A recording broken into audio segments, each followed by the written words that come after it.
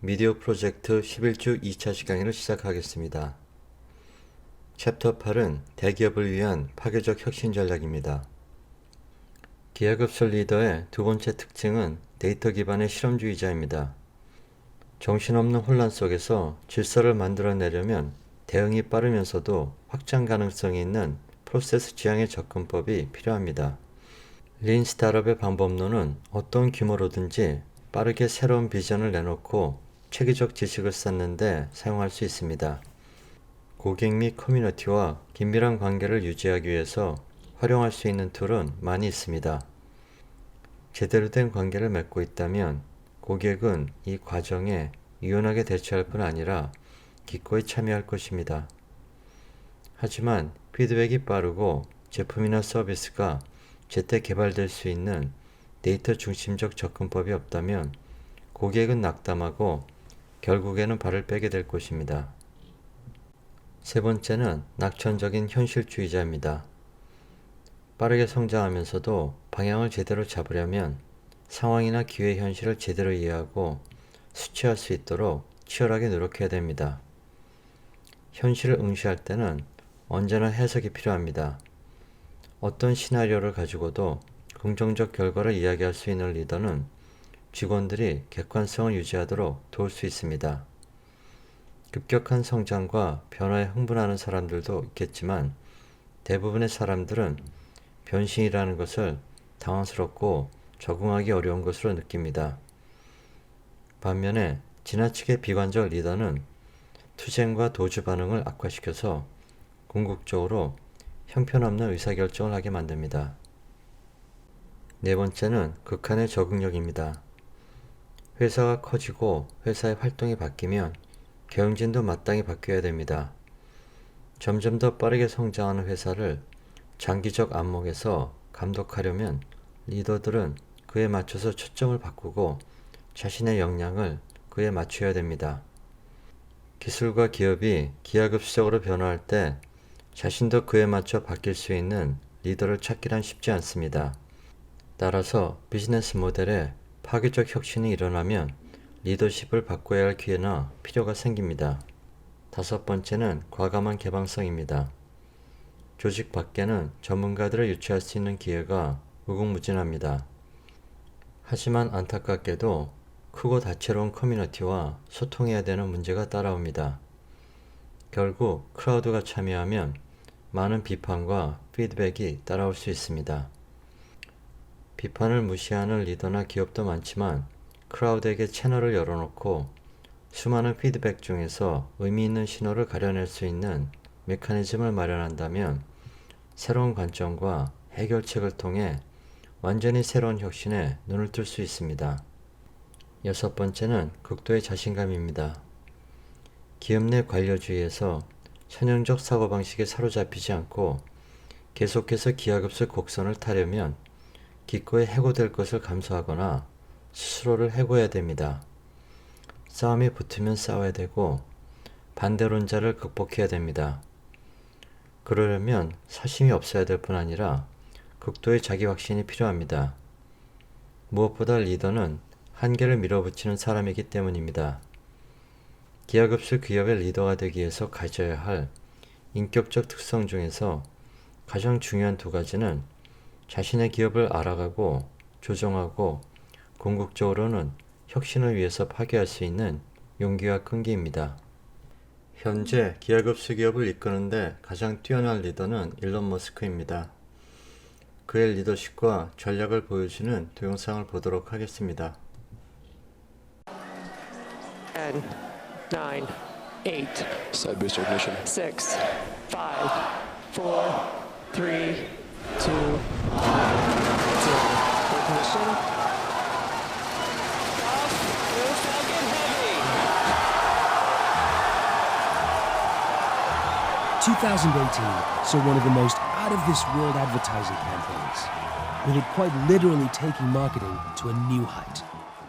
On the evening of February the 6th, at 8:45 p.m., we saw the first successful test launch of Elon Musk's Falcon Heavy rocket, the flagship of his private spaceflight company, SpaceX.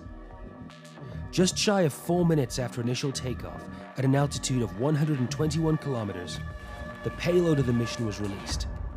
A brand new Tesla Roadster, driven by a dummy nicknamed Starman. And this whole performance was beamed across the world for everyone to see. The SpaceX Falcon Heavy rocket with 27 engines and land, and there it is. You can see it right there. That red flare off in the distance, that is it going straight up. The roar of its 27 engines matched only by the crowd. Did you see this? The Falcon Heavy blasted off yesterday on its first attempt carrying a cherry red Tesla convertible into orbit. This creative style of advertising has resulted in Tesla and SpaceX becoming household names. A massive shift from the traditional approach of print, social, and video advertising that most companies employ. Promotional marketing is the bread and butter of the automobile world. However, Tesla is a little bit of an oddity in this field. Earlier this year, Brand Total reported that Tesla had a $0 social ad budget over a 30-day period. This report analyzed some of the largest car manufacturers in the world and looked at all the paid and organic social campaigns. From this data, we can see that Facebook is the main money sink for most of the auto brands, with YouTube and Instagram not far behind. However, towards the bottom, we see the outlier, Tesla, with them spending nothing on paid social advertising.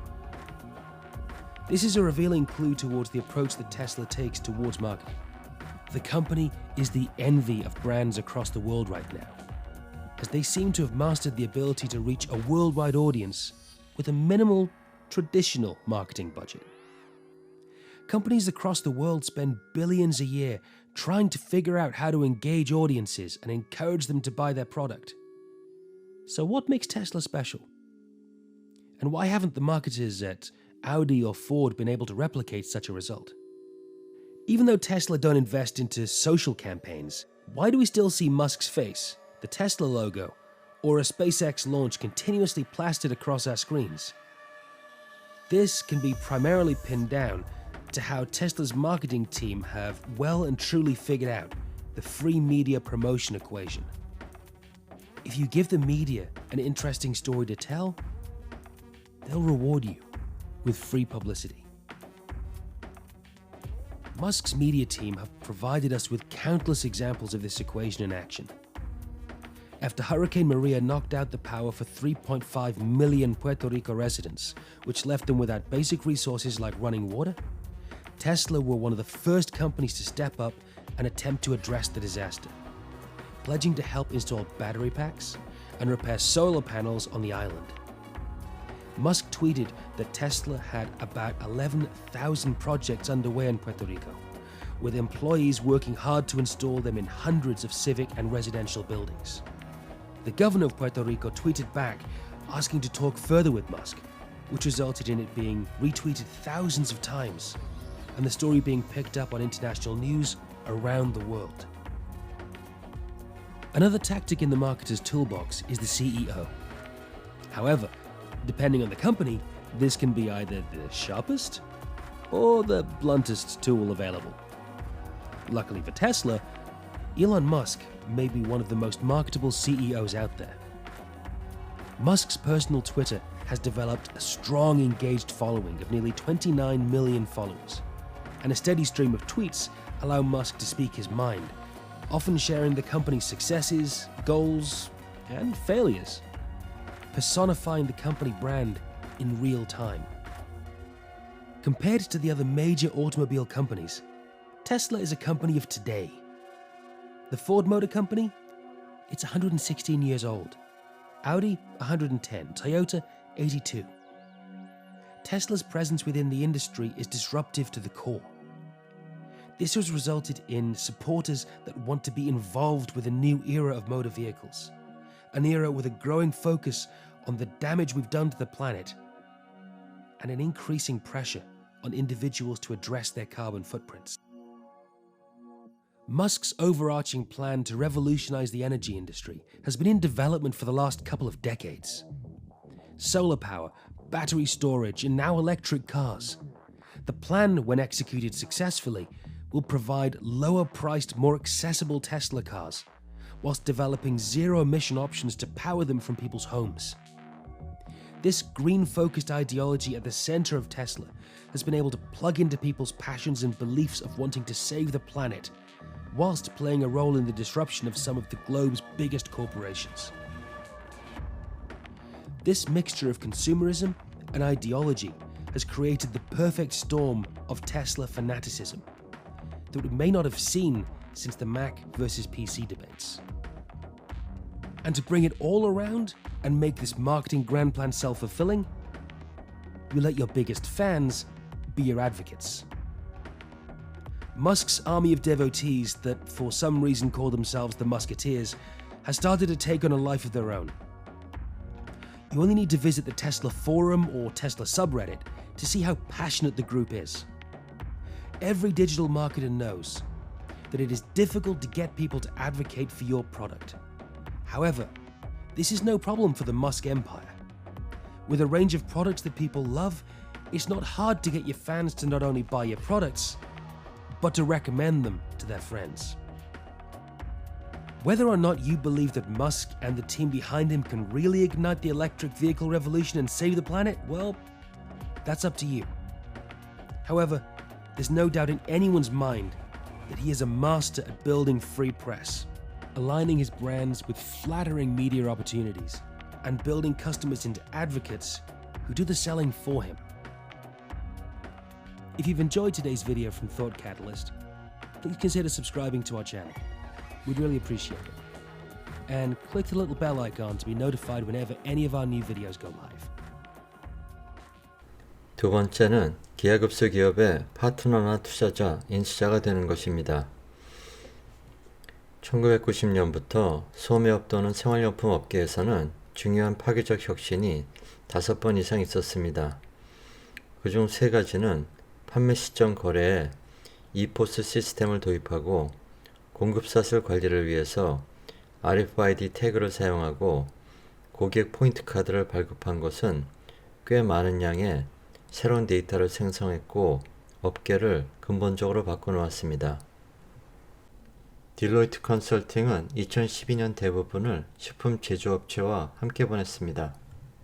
생활용품 업계를 분석해서 빅데이터를 통한 파괴적 혁신의 가능성이 있는지 알아보기 위해서였습니다. 놀랍게도 업계에 꼭 맞는 솔루션을 가진 스타트업을 수백 개 찾아냈고 이들 업체는 신기술을 활용하고 있다는 것을 알았습니다. 이들 업체 중 30군데는 파괴적 혁신을 가져올 큰 조짐을 보이고 있었습니다. 분석팀은 한 발 더 나아가서 대형 생활용품 업체들이 가장 파괴적인 스타트업 30곳을 어떻게 바라보는지 살펴보았습니다. 몇몇 대기업은 이 스타트업들을 주시하면서 실제로 다수의 스타트업과 파트너십을 맺고 있었습니다. 그러나 그런 기업은 1%밖에 되지 않았고 반면에 그렇게 앞을 내다보지 못하는 다른 생활용품 업체들은 경쟁 위협의 대상인 이 스타트업을 고려해보기는커녕 이름을 들어본 적도 없었습니다. 이제는 파괴적 혁신이 새로운 표준입니다. 업종을 막론하고 점점 더 빠르게 발달하는 여러 기술이 대중화된 덕분에 수백 개 스타트업이 전통적 시장을 공격하고 파괴하는 것이 가능해졌습니다. 대기업들은 파괴적 혁신을 일으킬 기하급수 기업들을 찾아내고 주시하면서 그들을 관찰하고 파트너 관계를 맺고 투자하고 인수할 기회를 노려합니다. 기하급수 기업과 관계를 맺기에 맞는 순간은 해당 스타트업이 매력을 끌면서 시장 선두로 나서기 시작할 때입니다. 전형적인 경우가 2005년 구글이 유튜브를 사들였을 때입니다. 유튜브는 이미 구글 비디오를 비롯한 다른 경쟁자들을 따돌리면서 시장 점유율을 잠식해가고 있었습니다. 구글은 유튜브가 폭발적으로 성장하기 직전에 인수했고 덕분에 위협적이었던 유튜브의 팽창 속도를 높이는데 오히려 힘쓸 수 있었습니다. 성숙한 업종의 전통적 기업이지만 앞을 내다볼 줄 알았던 회사는 올스테이트 보험이 있습니다. 보험 영역으로 들어온 스타트업들을 확인하고 있던 올스테이트는 가장 큰 위협이 되는 것은 가이코나 이슈어런스 같은 신생 온라인 보험회사라고 결론을 내렸습니다. 올스테이트는 공격적으로 나아가서 이슈어런스를 인수했습니다. 그리고 이 신생 업체를 기존 사업에 통합시키는 대신에 독립적으로 운영했습니다. 중요한 것은 인수를 할 것인가 말 것인가가 아니라 언제 파트너십을 맺고 언제 투자하고 인수할 것인가입니다. 시장의 파괴적 혁신기회를 맞아서 무언가를 실행할 때는 신설, 인수, 파트너, 투자 중에서 신중한 선택을 내려야 합니다. 각 기회는 성격이 다르기 때문에 어느 한 가지가 만능일 수 없습니다. 따라서 보다 전체적인 접근이 요구됩니다. 기업 내부에 기하급수 기업을 신설해야 하는 상황은 다음과 같습니다. 첫째로 기회가 회사의 핵심 사업 주변에 존재합니다. 비즈니스 모델, 구매자, 이용자, 타깃 시장이 다릅니다. 두 번째로 급하지가 않습니다. 시장의 변곡점에 도달하려면 아직 시간이 있습니다. 세 번째로 회사가 필요한 인재를 채용할 수 있습니다.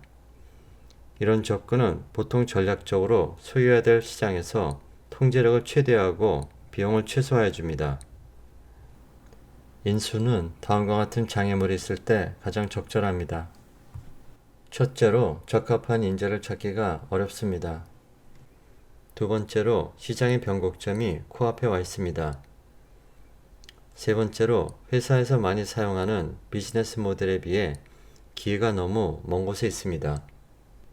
이 경우에 합병 후의 통합 과정을 신중하게 관리해야 됩니다. 회사의 기존 프로세스가 인수된 회사를 짓눌러서 가치를 파괴하는 일이 없도록 해야 합니다. 전략적으로 지금 당장 소유할 필요가 없을 때는 외부의 기하급수 기업과 파트너 관계를 맺을 수 있습니다. 그렇게 해서 시장과 새로운 비즈니스 모델에 대해 더 배우고 서로 잘 맞을지 시너지 효과가 있을지 가늠할 수 있습니다. 외부의 기하급수 기업에 투자를 하는 것은 장내 파트너 관계나 인수를 염두에 두고 새로운 기회를 지켜보면서 배우는 것입니다. 세 번째는 파괴적 혁신 X를 실행하는 것입니다. 세 번째 전략은 대기업들이 파괴적 혁신 기술을 직접 활용하는 것입니다. 기존 기업의 조직 구조는 파괴적 혁신의 영향을 억제하기 위해서 존재합니다. 핵심은 고위 경영진이 새로운 시장을 향한 과감한 변화라는 아이디어를 수용하고 조직 전체에 전파하는 것입니다. 우리는 이 과정을 파괴적 혁신, Disrupt X라고 부르는데 다음과 같은 네 가지 중요한 단계로 이루어집니다. 첫 번째 단계는 일선의 기하급수 조직을 정리하는 것입니다. 회사의 제1선에 기하급수 조직을 구축하는 것은 쉬운 일이 아닙니다. 구글의 슬러는 이렇게 말합니다. 주력 제품이 검색인 회사에 다니고 있다면 실험을 한 번 할 때마다 수백만 명 혹은 1억 명이나 되는 사람들을 위험이 있다면 실험을 하기는 정말 어렵습니다. 차라리 한 번도 들어가 본 적 없는 분야로 뛰어드는 것이 훨씬 쉽습니다. 변화 주도자들은 눈부신 아이디어와 비전을 갖고 있고 회사의 강한 충성심을 보이는 경우가 많지만 제약 앞에서 좌절할 수 있습니다. 구글의 직원들도 회사를 떠나서 스타트업을 세운 경우가 많습니다. 트위터나 포스퀘어, 핀터레스트, 인스타그램 등입니다. 물론 구글은 대단히 성공한 회사지만 이런 뛰어난 개인들이 구글에 계속 머물렀다면 훨씬 큰 성과를 거둘 수 있었을 것입니다. 대기업들은 변화 주도자들이 너무 깊이 실망하기 전에 그들을 찾아내서 기업의 일선으로 재배치하고 자유롭게 기하급수 조직을 구축할 수 있게 해줘야 됩니다. 이렇게 하는 것은 변화 주도자들의 힘을 활용하는 것뿐 아니라 기업의 핵심부의 안정성을 유지하는 일입니다. 나아가서 프로세스가 잘 운영되고 결과가 긍정적이면 최첨단 기하급수 조직은 수익성 높은 새로운 바다로 나아갈 수 있게 인선 역할을 할 수 있습니다. 더욱이 성공한다면 빠르게 움직이는 주변부 사업이 새로운 중심이 되고 결국에는 기존 사업을 대체할 것입니다. 소매업체들 중에는 성공적으로 일선의 기하급수 조직을 구축한 경우도 있습니다. 메이시즈, 버버리, 타깃, 월마트 같은 회사들은 모두 핵심 조직으로부터 독립된 바깥 공간에서 전자상거래 사이트를 만들었고, 이 기하급수 조직들이 임계치에 도달한 후에야 통합 작업을 시작했습니다. 두 번째는 비밀 작전팀을 채용하는 것입니다. 제1선에 기하급수 조직을 세우고 다른 기하급수 기업들과 파트너십을 맺는 외에도 또 하나의 전략은 스스로를 파괴하고 혁신하도록 특별팀을 구성하는 것입니다. 스타트업을 세우고 이 스타트업을 모선을 공격하는 것을 목표로 삼게 합니다. 이 팀은 기업 내부에서는 보이지 않는 기회를 포착할 수 있도록 외부 커뮤니티와 소통하게 합니다. 최첨단 디자인 회사인 아이디오가 몇 년 전에 실시한 전략이 바로 이 방법이었습니다. 당시 디자인 프로세스나 기법은 시장에 널리 알려져 있었고, 고위 경영진은 회사가 위험할 만큼 파괴적 혁신에 노출되어 있다는 사실을 깨달았습니다. 전향적으로 생각한 아이디오는 사내 매니저 중 한 명이었던 휴맥에 지시해서 팀을 하나 조직하게 했습니다. 그리고 아이디오 자신을 파괴하고 혁신하는 임무를 맡겼는데 그 결과물이 오픈 아이디오였습니다. 아이디오의 오픈소스 버전으로 완전히 새로운 능력으로서 핵심 사업을 보완해 줬습니다. 이러한 전략을 수행하려면 상당한 용기와 진실성이 필요합니다. 관련 동영상을 보겠습니다. IDEO designers have been keen to put the best bits of the creative process online and invite everyone to join in. Open IDEO is a global community that will draw on your optimism, inspiration, ideas, and opinions to solve problems together for the collective social good. Each challenge starts with a big question, something to get all of us thinking. Next comes the inspiration phase, in which we all post inspiring things that we've seen out there that might help us solve the big question. The more visual the posts, the better. Images, videos, and stories will all help to get everyone going. After inspiring one another, it's time to flex our creative muscles in the concepting phase. How would you solve this problem? Post your solution and show everyone how you plan to make it a reality. If someone else's idea sparks something for you, you can build on it. Open IDEO was designed with this way of working in mind. This is where you get to collaborate with other people and where the magic really happens. Once concepts are fully formed, they're put through the evaluation phase. This process is exactly as it sounds. You rate and comment on the concepts that you believe will best solve the problem, according to the given criteria. The concepts that rise to the top in the evaluation phase win, with the winning idea being available for development by the challenge sponsor. Your participation in each phase, plus how much you've collaborated with others, all add up to your design quotient, or DQ for short, which you can choose to publicise or keep private. It offers you feedback and recognition. And because we're all good at different parts of the creative process, we'll all have slightly different DQs. Just like in all good brainstorming sessions, we're going for quantity as well as quality. The more you add, collaborate, and critique in any phase, the bigger DQ you'll rack up. The DQ will become a badge of honour for community members over time. In a nutshell, we've created an open online tool that takes you through the creative process. It's highly visual, collaborative, generates feedback, and most importantly, it's fun to use. Open IDEO offers its community inspiration and recognition. The site will be as good as its input, and we're looking forward to seeing what it becomes. Open IDEO. 여기서 한 발 더 나아가서 외부의 파괴적 혁신팀 내부에도 비슷한 팀을 만들라고 권합니다. 군대에서 모의 전투를 할 때 레드팀과 블루팀을 정하는 것과 유사합니다. 실제로 그 전략은 군대에서 전력을 테스트할 때 모의 전투와 별반 다르지 않습니다. 이렇게 하면 양쪽 관점에서 회사를 생각할 수 있고 위험을 사전에 제거할 수 있습니다. 예컨대 시스코 시스템즈는 언제나 표준을 예측하기 힘든 환경에서 사업을 합니다. 표준에 따라 시장은 갑자기 이쪽 기술에서 다른 쪽 기술 표준으로 옮아갈 수 있습니다. 해지 전략의 하나로 시스코는 자신들이 선호하는 표준에 초점을 맞춘 내부 신사업에 자금을 공급하는 한편 경쟁 표준을 추정하는 외부 팀에게도 벤처 캐피탈을 통해서 자금을 지원합니다.